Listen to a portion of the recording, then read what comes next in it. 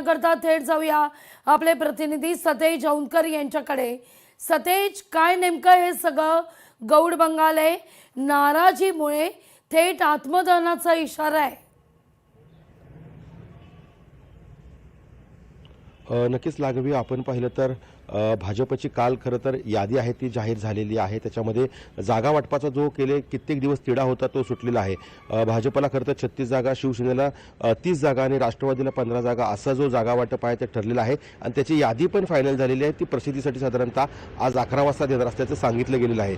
मात्र एक अत्यंत महत्त्वाचा भाग आहे की भाजपचे जे गेले कित्येक वर्ष या ठिकाणी काम करणाऱ्या ज्या महिला आहेत आणि भाजपच्या सरचिटणीस म्हणून आहे धनश्री तोडकर यांचं तिकीट जे आहे ते कापलं गेल्याच्या रागातून आणखीन एक मनस्ताप त्यांना झालेला आहे। त्यांनी थेट आत्मदहनाचा इशारा जो आहे तो दिलेला आहे। भाजपच्या कार्यालयाच्या दारात सकाळी 10:30च्या सुमारास ते आत्मदहन करणार आहेत। कालपासून त्यांना चर्चेसाठी कोणीही आलेलं नाहीये, मात्र त्यांच्याकडे अनेक जणांचे फोन आल्याचं आपल्याला पाहायला मिळते। स्वतः धनश्री तोडकर आपल्यासोबत आहेत, त्यांच्याकडून जाणून घेऊया काय नेमकं काल झालं होतं आणि का तिकीट कापलं गेलं आणि कशासाठी तुम्ही हा निर्णय घेतला, काय सांगाल?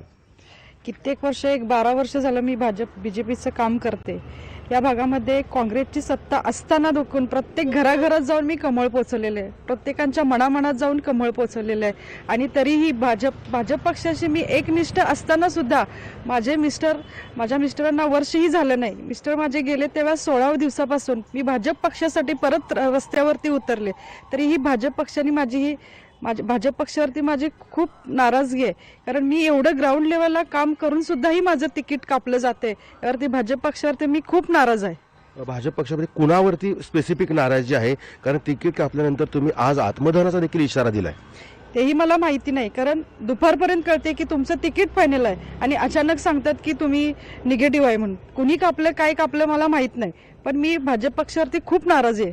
आज आत्मदहन करण्यावरती तुम्ही ठाम आहात का आणि वरिष्ठांशी काही तुमचे फोन वगैरे किंवा मनधरणी काही झाली आहे का? नाही, फक्त महेशदादांचा तेवढा फोन आला होता, विजयदादांचा आला, बाकी कुणाचा वरिष्ठांचा मला फोन आला नव्हता आणि मी माझ्या निर्णयावरती ठाम आहे। खरं पाहिलं तर रात्रभर तुम्ही एका अज्ञात ठिकाणी होता, कारण पोलीस तुम्हाला येऊन सारखे चौकशी करताना पाहायला मिळत आहेत। काय नेमकं आता परिस्थिती असणार आहे, काय तुमचा पुढे काय करणार आहात? तुम्ही फॉर्म भरणारे नाही भरणारे काय करणार? ते अजून माझं ठरलेलं नाही आहे, थोड्या वेळातच कळेल की मी फॉर्म भरणार आहे की नाही भरणार आहे, पण भाजप पक्षांची बोलणं झालं की मी हा निर्णय घेणार आहे।